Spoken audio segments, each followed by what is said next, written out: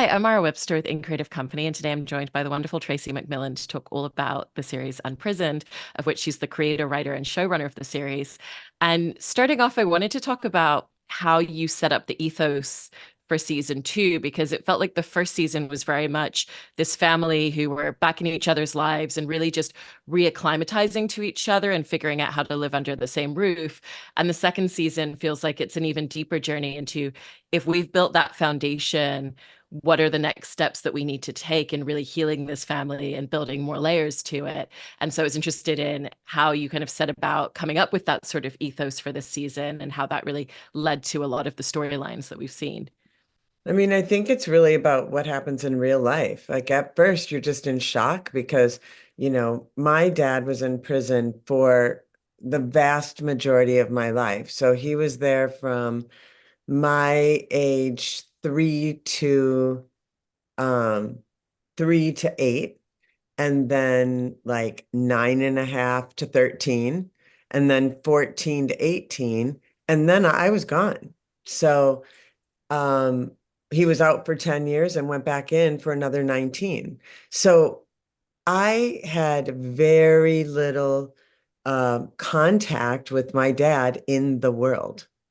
Most of my life, my relationship with my dad has happened in very controlled environments, like a prison visiting room, or even when I was in adulthood, it would be like we go to lunch.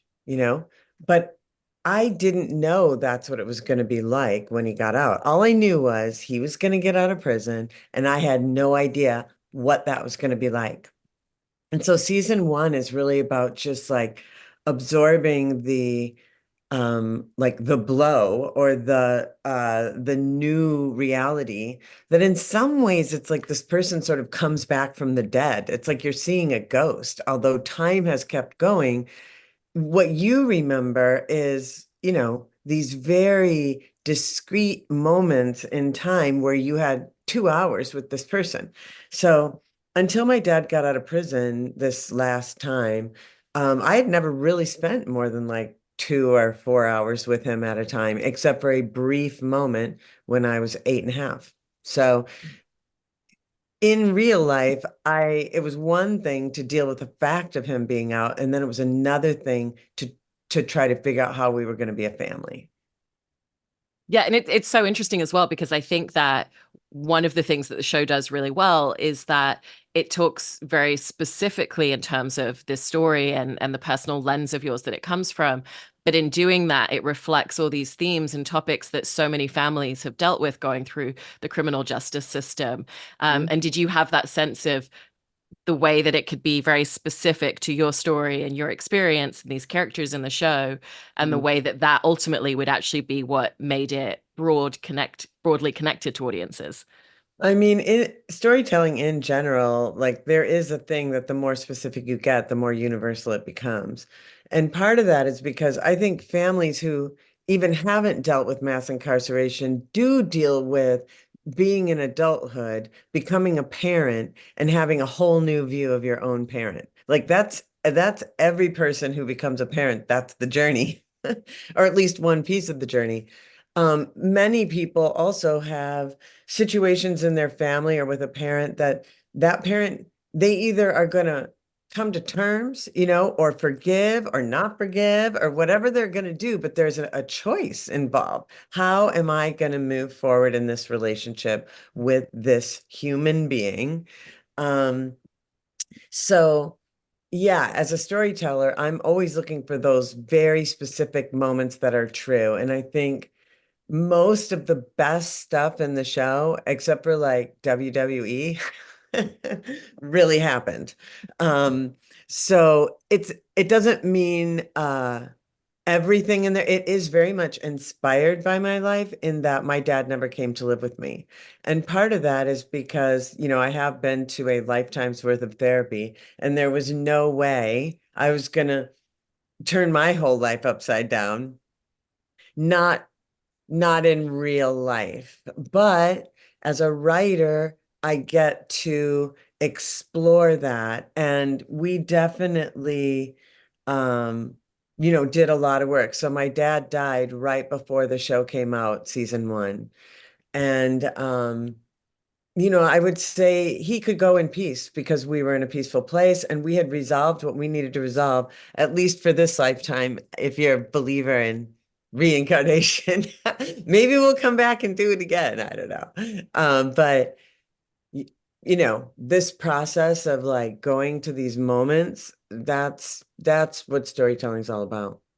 And it's so interesting to watch Kerry Washington's character Paige in a space where I think, it sounds like, again, very similar to you, that she's done a lot of work on herself and she has a real understanding of a Mhm. lot of her triggers and reactions to things. Yeah. But then there is also that thing that, again, goes back to that idea of universal themes. Everybody with parents has had that moment where you're around your parents and you suddenly feel like a younger version of yourself because Yeah. it brings you back to a childhood memory. And so for you, what was the importance of exploring Paige as a character and giving her all of these facets of wisdom and understanding, but still allowing her to be her childlike self? Yeah, because I think that's been my journey. My journey was very much sort of super adult, super together, super functional, super got it, got this. Yeah. And also, there's always been a part of me that's sort of remained sort of childlike. And maybe that's because I didn't really have parents. So my mom gave me up at 3 months, and then whatever, I was in and out of foster care. And then my dad was my mom for until he went to prison. And then he went to prison, and I ended up in a bunch more foster homes, ending up in the home of a Lutheran minister, his wife, and their kids. And then I was there 4.5 years. So all this disruption, like if you know anything about trauma, you know anything about child development, all this disruption, in season one, and I said it's like the rings on a tree. It's like this is where the fire happened. This is where, you can see in the rings on a tree where the things happened. In a human, it's not quite so easy. But if you really get in there, you kind of can track where your things are by where you have big reactions or where you get really scared or, and another person would not, and that's what the whole metaphor of the uh metal detector was about in season two. It's like I learned to find the places where I still had something to work on because I would get these big like, beep beep beep beep beep. And so it's like such a joy for me to be able to take these sort of metaphors, because I'm very big on metaphor, that have I have used to make sense of my own life and then bring them to life and help other people make sense of theirs. And there's so much in terms of the conversations that we see Paige have with a literal younger version of herself on screen. And it feels like in the second season that there was even more depth to the conversations that they were able to have with each other and her younger self holding her accountable for a lot of things. And so Yes. how did you want to take everything that you'd built with the idea of bringing on your younger self in the first season and use it to create even more conversation between the two of them? I mean, the way you're saying it, it's like, you know what, you guys are just reading my diary. That's all. You know? Because here's the thing, in probably 2002, I did a guided meditation with one of my most trusted therapists, and she had me pick a number between 0 and 10, and I picked 7.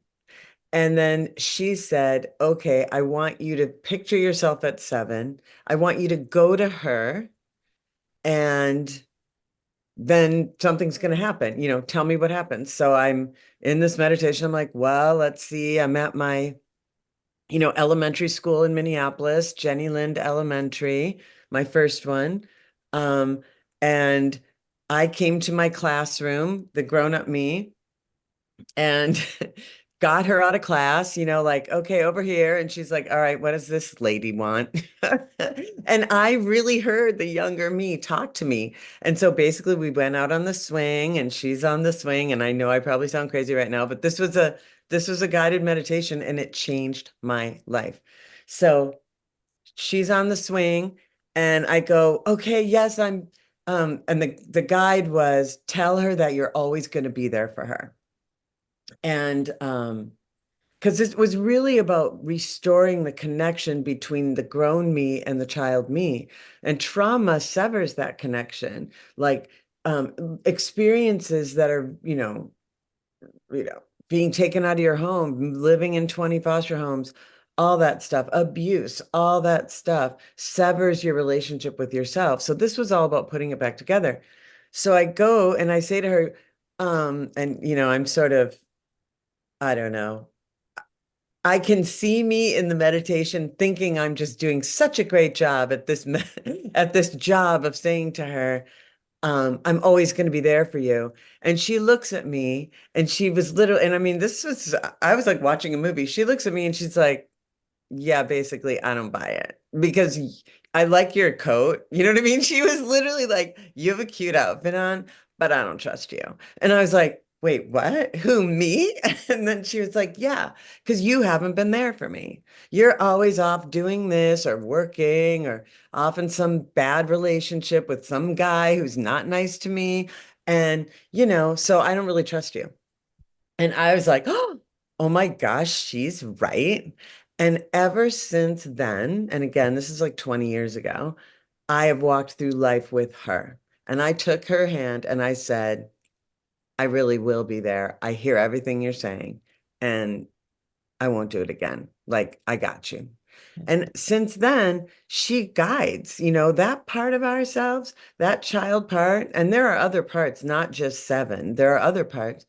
They have useful information. They will not steer you wrong. And in fact, they will steer you right if you listen, but only if you listen. So there is an element of free will in there. And this is what I wanted to dramatize with the show. I wanted to go and I wanted to make it funny because in a way it is funny. It's like completely silly and totally true. And given that you've been talking about different facets of therapy as well, I wanted to ask about the representation and the way that you've written that into the show, because it isn't just Kerry Washington's character, it's also bringing in John Stamos's character, who comes from a very different approach. And it's interesting to watch the way that her having someone who is an opposing energy in terms of their approach actually is something very helpful to her to think outside of the box and her usual way of thinking and processing. And so, how have you wanted to explore different approaches and different realms of that? Yeah, well, over the years, I've been to so many different types of therapy. And I think we sort of think of therapy as like whatever Freud, and there's a couch, and, there's a somebody, and you're saying things and it's all talking. But over the years, I've engaged with all sorts of different modalities in therapy and had therapists with different, trainings. So there's like I'm not going to go into them all, but there's like DBT, there's cognitive behavioral, there's EMDR, there's brain spotting, there's people who are coming more from a spiritual angle. So I've had so many different kinds, and I think it's been really a big part of my own growth that I didn't just get in there with one person and do one kind of therapy the whole time because they each come at it from different ways. And they're all useful. A lot of times, if I would get stuck in my life, I'd be like, all right, maybe I should try, somatic experiencing. Like I've done so many, and that's not even, those are just the therapies. I'm not even talking about the sweat lodges, you know what I mean? The um, yoga retreats, like all the different things I've done. It's practically goop over here. And But it works. That's the thing. It yeah, works. It works. absolutely. One of the other things that I think the show really explores on a lot of levels as well is intergenerational things, and the way that, we see Delroy Lindo's character Edwin, and it didn't just begin with him, it began with his parents and their parents before them. And now we're seeing what is the impact that all of this is having on Paige's son in the show as well. And, him kind of struggling with anxiety and hiding out in his room and receding a little bit. And so, how have you wanted to go into looking not just at Paige's experiences of reacclimatizing to a relationship with her dad, but the way that it is so intergenerational and it just continues in different cycles with each Yeah. generation? I mean, you can do all the therapy and know all the things And some of that stuff is still going to come through you and affect your child because that's just how it works. Um, I mean, you could say on a like societal level, these anxieties are not just these kids who went through the pandemic and these kids who have had all the screen time. It's more like the conditions of the pandemic and the conditions of the screen time has brought to the surface everything that's been there since whatever, the Depression, World War II, Vietnam. Do you know what I mean? Like you've got a huge generation of men went to war in World War II and came back and never said a word about it. Of course, that affected their families. You know what I'm saying? And then they were a certain way, or going through the depression, they were a certain way. And then their kids rebel. But there's like a dialectic there where, in a way, you are growing as a society, but then there's other things that you kind of need to take and deal with on a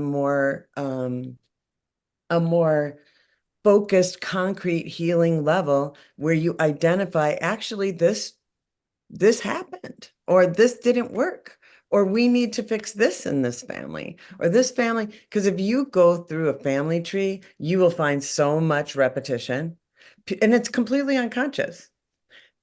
I mean, why does all that work? Well, someday we're going to know the brain and consciousness as, we'll have it mapped the way we have a satellite, GPS someday, but we're not there. And I feel like we're learning how these things work. So in my own personal family, yeah, I have all this slavery, slavery, that was 400 years. We've been out of it. I mean, my dad's mom they were basically sharecroppers. That's a form of slavery. We're not that far. My dad was in prison. Prison is basically chains, confinement. So, how far away from all that stuff are we? Not that far. And the fact that you could go from my dad's life to my life in one generation blows my mind. So yeah, I mean, that was a lot. I just said a lot. But I'm really trying to get at these things in a really general way by using our specific story.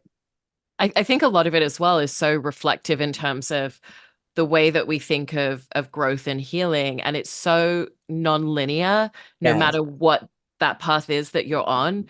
Um, and so however you wanted to use your writing and your work to really explore the idea of, yes, you might be healing in this facet, but while you're tending to this, maybe this thing over here is going into disarray a little bit more. And sometimes you do need to also tear things apart a little bit in order to be able to build them back up. Yeah, I mean, probably one of my favorite books of the 21st century is The Corrections, because I think Jonathan Franzen just writes so geniusly about family systems and the whole idea of the corrections. This is not about we're going to like click something, two things, and like, oh, look, we fixed it. No, I realized at a certain point, I needed to take the entire house down to the studs. This was not like we're going to get new curtains and everything's going to be great. It was like, we need to start over. I needed to start over. And that for me was like in my 40s. So, and I was like, you know, had succeeded from a child standpoint. I graduated from college. It's only like 1% of foster children graduate from college. I was working in TV news. I had joined the middle class.